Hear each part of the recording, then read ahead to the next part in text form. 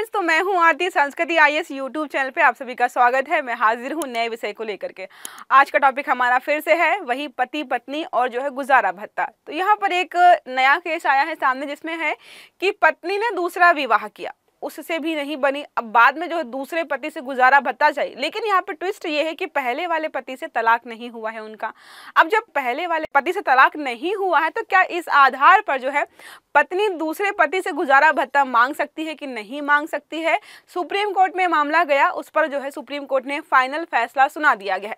तो इस आर्टिकल को समझेंगे और ये भी देखेंगे सीआरपीसी की कौन सी धारा ये बताती है कि पत्नी जो है अपने पति से गुजारा भत्ता ले सकती है।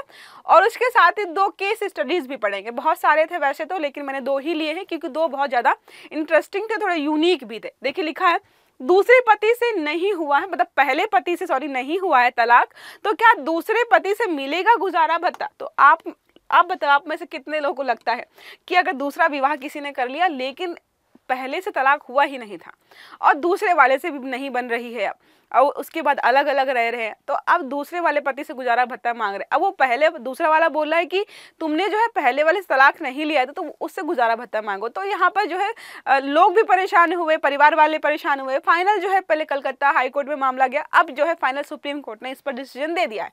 देखिए लिखा है, सुप्रीम कोर्ट ने महिला के भरण पोषण से जुड़े एक मामले की सुनवाई की है।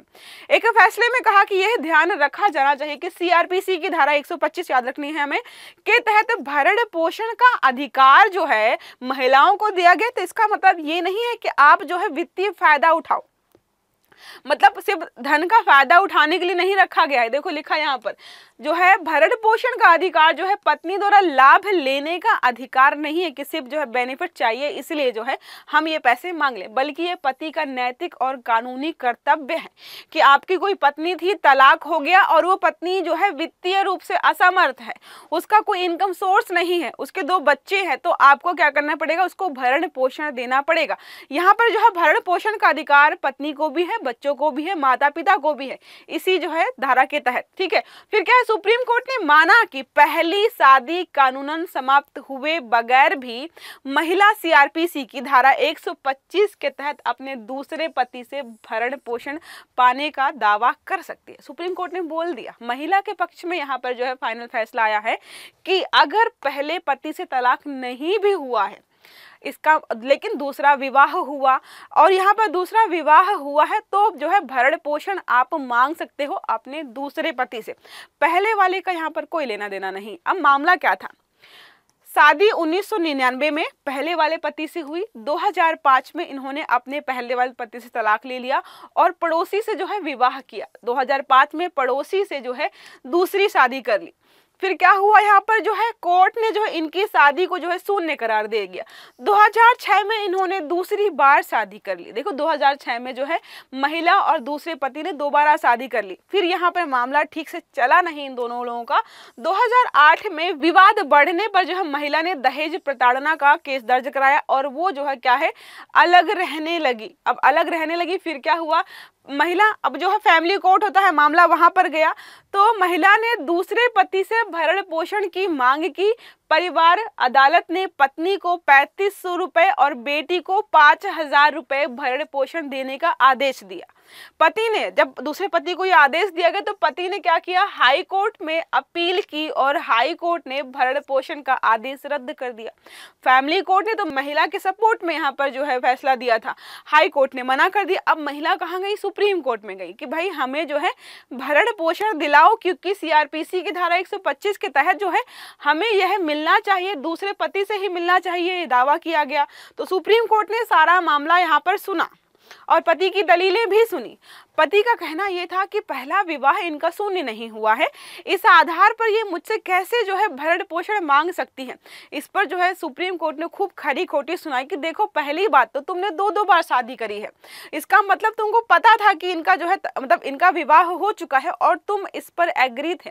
अब 1 बार नहीं 2 बार तुमने शादी की, तुम साथ रहना चाहते थे और महिला ने तुम्हें अपने पहले पति के बारे में सब बताया था। तो यहाँ पर जो है, और ये कोई लिव इन रिलेशनशिप तो है नहीं, तुमने कायदे से शादी करी है तो आपको जो है भरण पोषण देना पड़ेगा। देखिए लिखा है, कोर्ट ने दूसरे पति की दलीलें खारिज करते हुए कहा कि यह मामला लिव इन रिलेशनशिप का बिल्कुल नहीं है।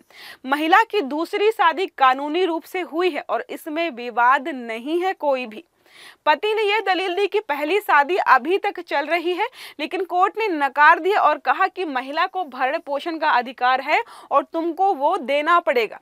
पीठ की यहाँ पर टिप्पणी, दो मुख्य बिंदु यहाँ पर जो है पीठ ने इस कोर्ट में बोले, इस मामले में बोले कि पहला ये है कि अपनी पहली शादी के बारे में उसने आपको अच्छे से बताया था, उसके बाद ही आपसे विवाह किया है। इसका मतलब जो है आपको पहले पता था कि शादी है या नहीं है, चल रही है, खत्म हो गई है, ये सारी जानकारी थी आपको और जानबूझकर जो है महिला से जो आपने शादी की है। दूसरा पहलू कि महिला ने पहले पति से अलग होने का आपसी समझौता कोर्ट में पेश किया। यह विवाह विच्छेद की कानूनी डिक्री तो नहीं है, फिर भी जो है साबित करता है कि दोनों के बीच संबंध समाप्त हो चुका था। महिला पहले पति से भरण पोषण ले भी नहीं रही।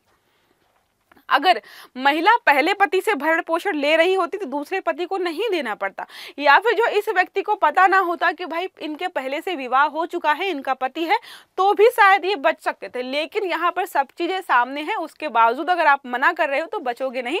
इनको जो है भरण पोषण जो है अपनी पत्नी को देना ही पड़ेगा। अब बात करें जो है हमारी सीआरपीसी की धारा 125 क्या कहती है, तो सीआरपीसी की धारा 125 का निर्माण भारतीय दंड संहिता हमारा जो है 1973 में लागू, इसी के तहत इसको लागू किया गया है। ऐसे व्यक्तियों को न्याय देता है ये कानून जो आर्थिक रूप से असमर्थ है और भरण पोषण के लिए कानूनी उपाय चाहते हैं। वो चाहते हैं कि कानून की मदद से जो है हमें भरण पोषण दिया जाए, उनके लिए बनाया गया था ताकि कोई जो है खराब हालत में ना रहे। अब ये जो धारा हमारी है 125, इसमें जो दो संवैधानिक प्रावधान लागू होते हैं, पहला तो है धारा 15 जिसमें समानता का अधिकार दिया गया है, और धारा 21 जो है जीवन और व्यक्तिगत स्वतंत्रता का अधिकार दिया गया है। समानता का अधिकार है, जीवन की स्वतंत्रता का अधिकार है। इन दोनों को इंटीग्रेट करके 125 के तहत जो है भरण पोषण जो है बच्चों को और जो है पत्नी को और माता पिता इनको जो है दिलाया जाता है। देखिए लिखा है पत्नी को यदि वह पति से अलग हो गई है, अलग होना चाहती है और आर्थिक रूप से आत्मनिर्भर भी नहीं है, ठीक है। बच्चे जो है माता पिता से भरण पोषण मांग सकते हो। अगर अब कल को जो है मम्मी पापा से लड़ाई हो जाए तो वो बोलेंगे हम तुमको कुछ नहीं देंगे, जाओ अलग रहो जा करके, तो जो है आप इस धारा के तहत उनसे मंथली पैसे मांग सकते हो। माता पिता को देना ही पड़ेगा, आपका जो है ख्याल रखा है उन्होंने, तो उनके बुढ़ापे में जो है आपको जो है उनका ख्याल रखना पड़ेगा और भरण पोषण देना पड़ेगा। ऐसे बहुत सारे केसेस जो है समय समय पर आए हैं जहाँ पर माता पिता भी जो है कोर्ट पर गए हैं। बच्चे तो शायद मैंने केसेस सुने नहीं है, लेकिन हाँ महिलाओं के या पत्नियों के केसेस ऐसे आते रहते, क्योंकि ज़्यादातर तलाक के बाद जो है या फिर जो है विवाह खत्म होने के बाद पति जो है भरण पोषण नहीं देना चाहते, वो मेंटेनेंस देना ही नहीं चाहते। इस पर बहुत विवाद होता है। देखिए लिखा है अदालत का आदेश क्या आता है जब भी ये मामला आते हैं, अदालत संबंधित व्यक्ति को भरण पोषण देने का आदेश जो है देते हैं, जिसे नहीं मानने पर कानूनी कार्यवाही होगी। अगर कोई व्यक्ति मना करता है कि नहीं देंगे तो कानूनी कार्यवाही होगी। भरण पोषण की राशि क्या होगी तो डिपेंड करता है कि जिस व्यक्ति से भरण पोषण मांगा जा रहा है उसकी इनकम कितनी है, 50,000 है, 5,000 है, 20,000 है, उसके आधार पर जो है कुछ पोर्शन सेट किया जाता है कि आपको मंथली अपने पेरेंट्स को, अपने बच्चों को या फिर अपनी पति को जो है पत्नी को जो है ये भरण पोषण जो है मंथली देना पड़ेगा। अब याचिका दाखिल कर सकते हो आप, जो है प्रभावित व्यक्ति अपने नजदीकी न्यायालय में याचिका दाखिल करके जो है अपने अधिकारों की मांग कर सकता है। दो केस स्टडीज है, दोनों इंपॉर्टेंट है, थोड़े से अलग है। बाकी में तो यही था कि पति मना कर रहा है, बाद में कोर्ट ने फैसला सुनाया, लेकिन ये दोनों थोड़े से अलग थे। पहला हमारा है शिव कुमार वर्सेस शांति 1995 में। मामला क्या था, पति ने अपनी पत्नी को भरण पोषण देने से मना कर दिया।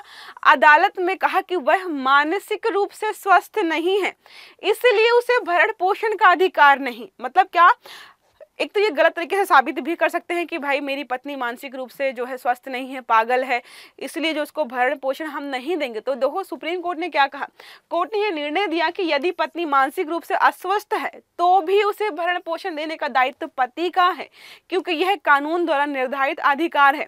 मुझे तो लगता है अगर कोई स्वस्थ नहीं है मानसिक शारीरिक किसी भी रूप से, तो उसको जो है ज्यादा भरण पोषण का अधिकार है। पहले तो आपने उसको अकेला छोड़ दिया है, दूसरा जो है उसको आर्थिक सहायता की जरूरत ज्यादा पड़ेगी। तो जो है यहाँ पर जो है सुप्रीम कोर्ट ने फैसला पत्नी के पक्ष में सुनाया। दूसरा जो मामला आया वो ये था कि मांग की थी तो मना कर दिया और ये कहा गया कि पत्नी उसके साथ नहीं रहती है और खुद को आर्थिक रूप से सक्षम है।